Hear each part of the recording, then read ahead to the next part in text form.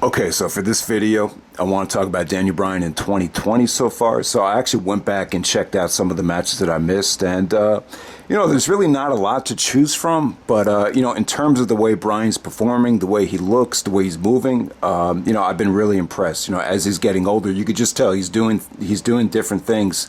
To keep his body in shape, to prevent any of that physical deterioration. So I've been very happy with what I've seen so far from Bryan. So I'm going to start off with the pay-per-view matches, and then I'll touch on the catalog of Smackdown matches that he's had so far. So yeah, the first pay-per-view match was against Bray Wyatt at the Royal Rumble. Ended up being a strap match. The storyline was that Bryan wanted it to be a strap match because Bray Wyatt kept on sinking below the ring.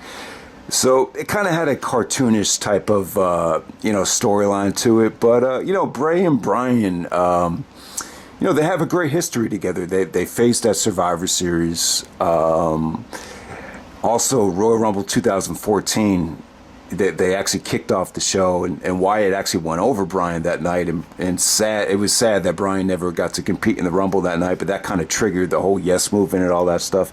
That was definitely the best match I think Bray Wyatt's ever had, the last time they faced at the Royal Rumble. And so we finally got the rematch here at this year's Royal Rumble in the strap match.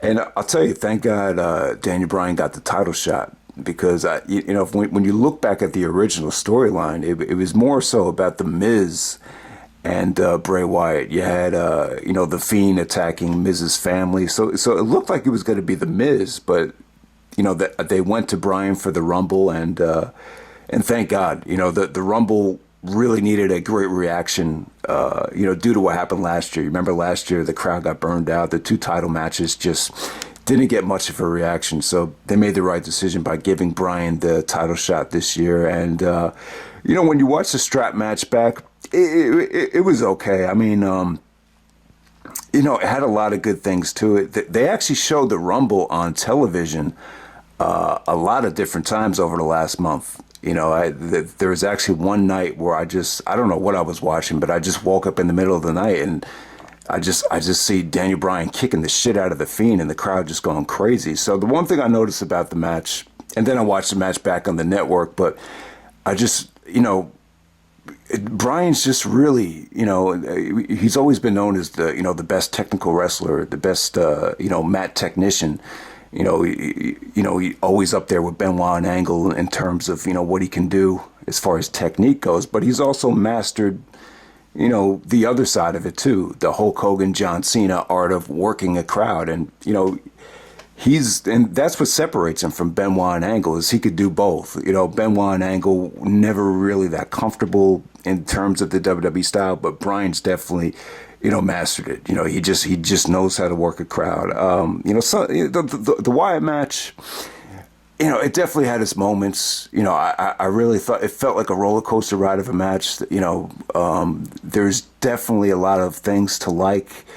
Some people say this is definitely the best match Bray Wyatt's had so far as the Fiend. One of the things holding his matches back with, you had all those red lights, I guess, in some of, Bray Wyatt's earlier matches from last year.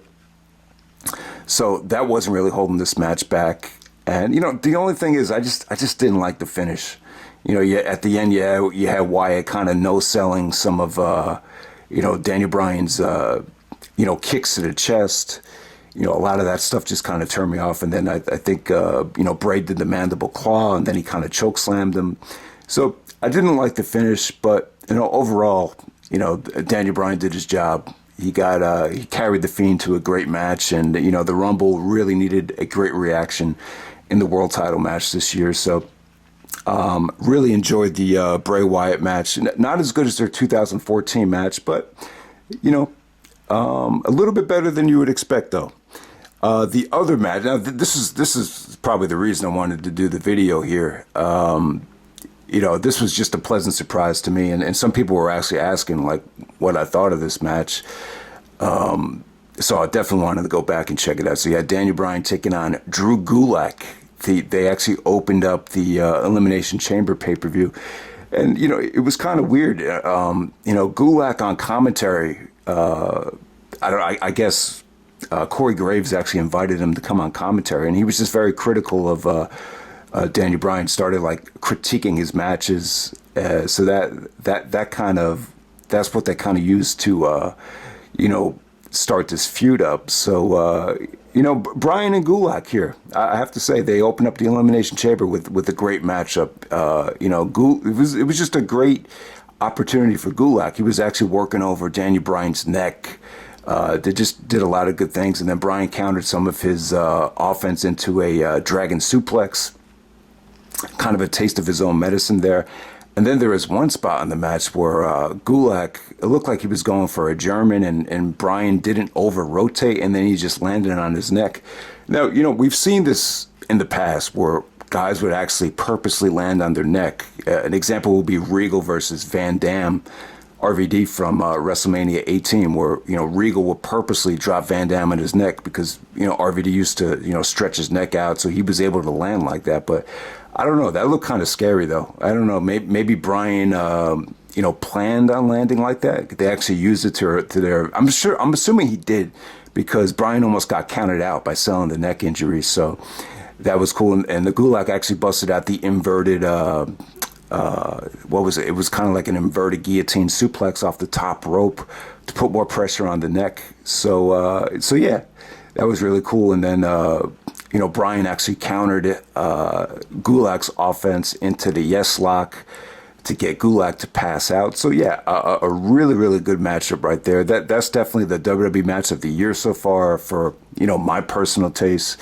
And yeah, it's kind of going to start this whole Gulak and Bryan's new relationship where it's Bryan's taking him under his wing. So bottom line is, the important thing is it's a hell of an opportunity for Gulak.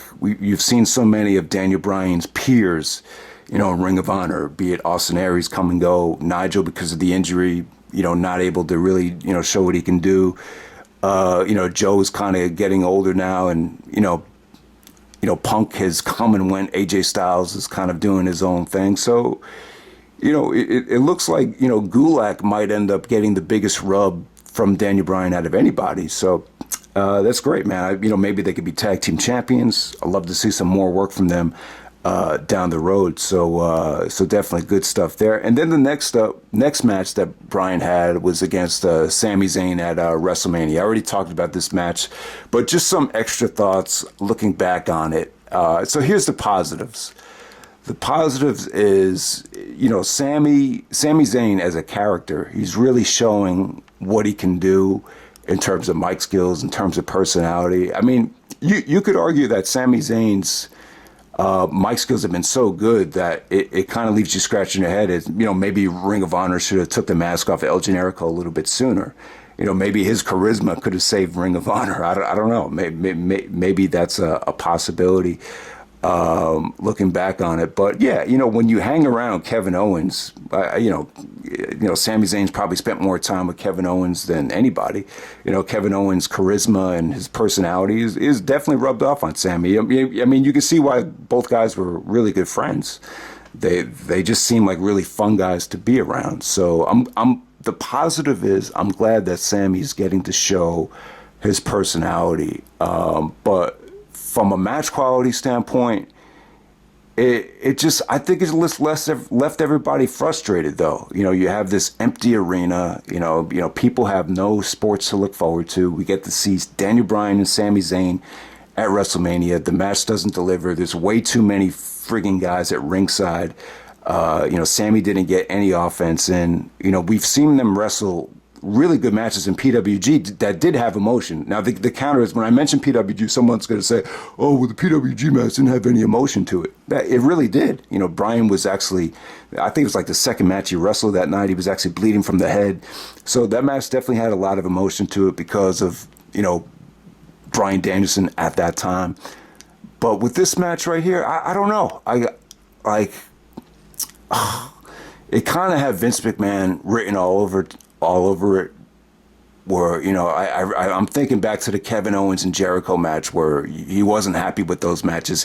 I think because they felt too like indie-rific, the Jericho Owens match. It was short, but it felt like an indie match. And, I remember they show Vince at the gorilla positions telling Kevin he wasn't happy with it.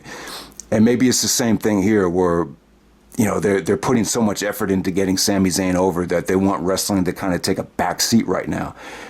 So, that's the thing that's kind of frustrating about that. I don't know. I don't know. I think with Sami, you could just see it right now that I'm not going to say that they're ruining him, but it's just like too much. Like you see what happened with Nakamura. You see what's happening with Asuka now. Like they put so much focus into the characters that they become weird. And then you just forget that these guys are actually great wrestlers. So it's just one of those things too. Also, I also think Daniel Bryan needs to take some blame here. Like, I feel like the thing that made Bret Hart and Shawn Michaels great was they would go up to Vince and say, this is bullshit. It's like you could just see Bret going in the Vince's office and saying, this is horseshit. My match should have gotten 25 minutes. Like, you got to let me do what I can do. Like, I feel like Bryan is like his biggest flaw is that he's too nice of a guy. Like, based on what I know from Daniel Bryan, like I don't see him being the type of guy to confront Vince and yelling at him and saying, how come my match didn't get enough time to steal the show? Because when you look back on it, night one of WrestleMania was really good. And, my biggest issue with the show was that Sami Zayn and Bryan didn't really get to show what they can do. So it is what it is there. It's just a shame that they didn't get, the match just didn't feel like a match to me. It just felt like they were more focused on making Sami Zayn a chicken shit heel and getting that character over. And, I thought Bryan looked great in that match for whatever little offense he got in. I just wish the match had gotten more time. But I guess the mindset is right now. They feel like, they don't feel like Sami, because of where his character's at, they don't think it would make sense for him to have, a PWG style match at a WrestleMania. So that's my final thoughts on, Daniel Bryan's pay-per-view matches. So if you missed any of his Smackdown matches, this is the stuff I went back and checked out on the network. You had Daniel Bryan and Roman Reigns taking on Baron Corbin and Dolph Ziggler. That was from the first Smackdown of the year. Bray Wyatt got involved and beat the crap out of Daniel Bryan. That's how that match kind of ended. It was a solid main event for a SmackDown main event. And then you had Daniel Bryan versus Heath Slater from the February 7th SmackDown. So Slater kind of pissed off Bryan backstage. He brought up how, Bray Wyatt kicked his ass and then Bryan said, you're pissing me off. If you know what, you want to bring that up, why don't you meet me in the ring? And so Bryan just beat the crap out of Slater. He squashed him both times. There's actually two different Heath Slater matches. Also, you had Roman Reigns teaming up with Daniel Bryan. They actually advertised this as a special guest partner, and it ended up being Daniel Bryan to take on Miz and Morrison. So Miz and Morrison cut like a heel promo before their match. And it really worked. This was really good stuff. The Miz and Morrison versus Bryan and Roman Reigns match. It just had, it just seems to me like the SmackDown main events had hotter crowds. And, I really think that the roster on SmackDown, it's a pretty fun roster. And it just has a nice feel-good family environment. So, that was a 3.5-star tag match. So definitely check that out. That's definitely the best television match I thought Bryan had all year. Then there was another squash match against Heath Slater. This time Gulak started doing the commentary, talking about PowerPoint presentations and all that stuff. And we became very critical of Bryan there. And then Bryan had another match with Gulak on commentary against Mr. Perfect's son, Curtis Axel. Axel, he doesn't look like he's in great shape anymore. He got a little bit more offense than Heath Slater, but still not much. Just another squash match there. And then the first time WWE was at the Performance Center, Bryan took on Cesaro from 3/13, March 13th. Really not much of a match. They didn't really get to show what they can do like they did in Ring of Honor. Sami Zayn was on commentary with Triple H.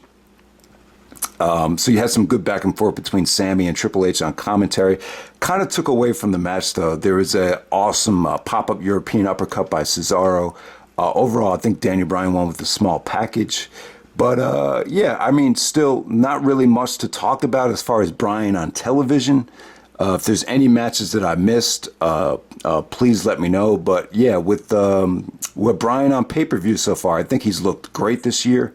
The match with Drew Gulak was a pleasant surprise. The crowd reaction against Bray Wyatt at the Rumble was really fun to see. You know, the Sami Zayn match, it is what it is. But I just figured I'd share some early thoughts on, Daniel Bryan's pay-per-view matches because, mainly because of the Gulak match. It was just too good to pass up, and I just wanted to praise it. Definitely a nice, pleasant surprise there. So that's pretty much it, guys. Hope you enjoy the video, and take care. All right.